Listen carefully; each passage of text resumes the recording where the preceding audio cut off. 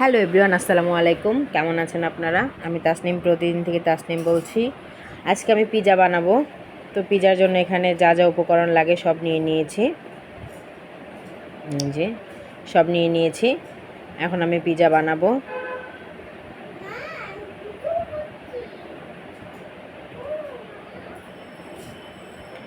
তো আমার চ্যানেলটা যদি ভালো লাগে অবশ্যই লাইক, শেয়ার, কমেন্ট, সাবস্ক্রাইব করবেন।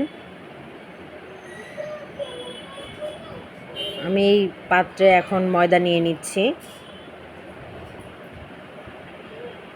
ডো তৈরি করবো, এর জন্য ময়দা নিয়ে নিচ্ছি। এখানে আমি গুঁড়া দুধ নিয়ে নিয়েছি। আপনারা চাইলে লিকুইড দুধও নিয়ে নিতে পারবেন, এটা যার যার ইচ্ছা। তো আমি এখন সব এক এক করে দিয়ে দেবো। এখানে হালকা লবণ,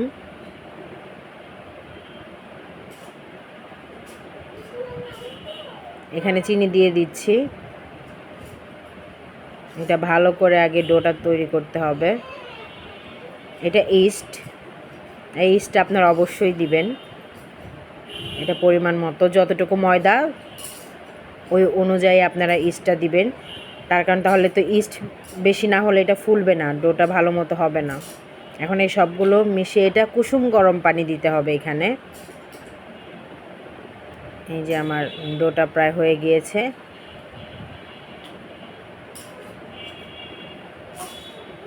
এখানে আমি তেল দিয়ে নিচ্ছি। এই তেলটা দিয়ে আমি ভালো করে ঢেকে নিব। এই যে দেখেন গাইস, আমার এটা ডোটা ফুলে কতখানি হয়ে গেছে। এখন আমি এটার হাওয়া বের করে নিচ্ছি। হাওয়া বের করে আরেকটু মাখিয়ে এখানে আবার রেখে দিব। এই যে রেখে দিলাম। এখন আমি এখানে চিকেনটা নিয়ে নিয়েছি। এখন আমি চিকেনটা স্লাইস করে কেটে সব মশলা এক এক করে দিব। এই যে চিকেনটা আমি ধুয়ে নিয়েছি ভালো করে কেটে, দেখতেই পাচ্ছেন। এখন এখানে সব উপকরণ দিব। এখানে হালকা আদা রসুন, সব কিছু অল্প অল্প। এই চিকেনটা আপনার ভালো করে ফ্রাই করতে হবে। এখানে লবণ দিয়ে নিলাম, হলুদ গুঁড়ো, মরিচ গুঁড়ো সব এক এক করে আমি এখন দিয়ে নিব।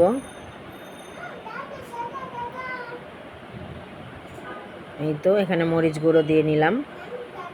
এখন আমি এটা ভালো করে মাখিয়ে নিব।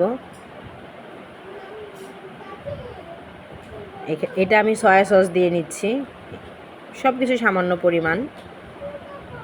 এটা আমি এখন টমেটো সস দিয়ে নিব।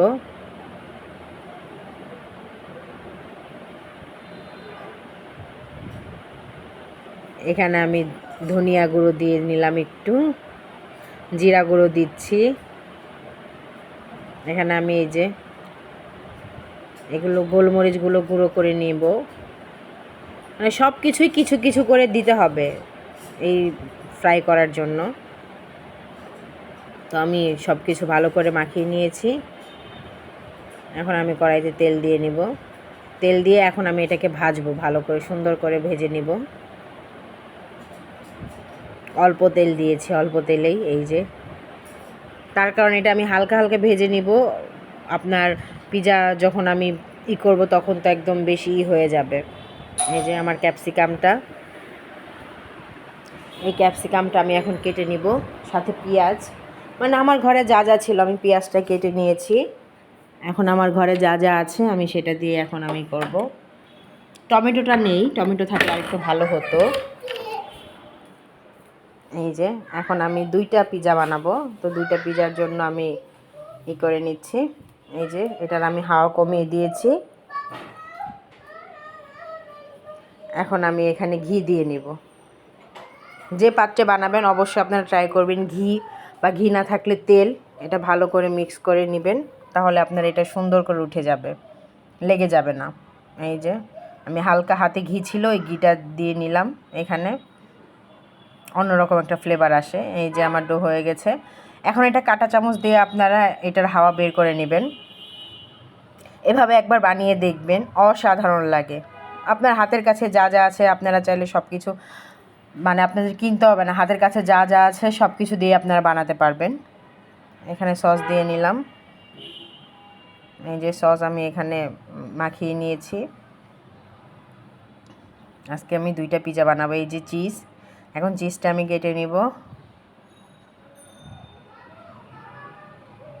এই যে কিছু আমি হাত দিয়ে চাকু দিয়ে কেটে নিয়েছি, কিছু আমি ঘষে নিয়েছিলাম। এই তো আমার চিজ দেওয়া হয়ে যাচ্ছে। এই যে এখন আমি চিকেনগুলো দিয়ে নিব।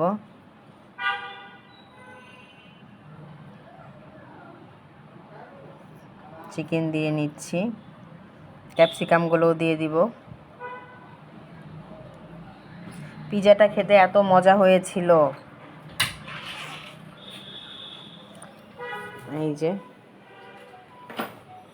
এটা মশলা, পিজার মশলা, এটা আপনারা দিলে এটা আরও ফ্লেভার আসে, দেখতেও সুন্দর লাগে। এই যে পাপরিকা, এটা আপনারা ট্রাই করবেন দেওয়ার জন্য, ভাল লাগবে খেতে। এখানে আমি পেঁয়াজগুলোও দিয়ে নিয়েছি, এই যে দুইটাই আমি বানিয়ে নিয়েছি। এখন ওভেনে দিয়ে দিব। পিজাটা রেহানুমার বাবা খেয়ে বলছে এত মজা, আমি কেন টাকা দিয়ে আমি বাহিরে খাবো।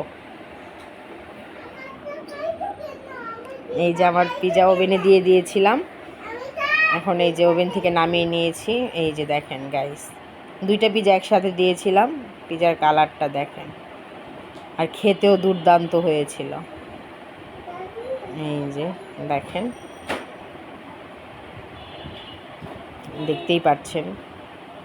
তো আপনারা এইভাবে বাসায় ট্রাই করবেন, ভাল লাগবে। এটা আপনারা চাইলে চুলাতেও বানাতে পারবেন, সব কিছুই ঠিক আছে, শুধু চুলাতে অল্প আছে 8-10 মিনিট রেখে দিবেন, হয়ে যাবে। এই যে আমার ফাইনাল লুক। তো ভালো থাকবেন, আল্লাহ হাফেজ।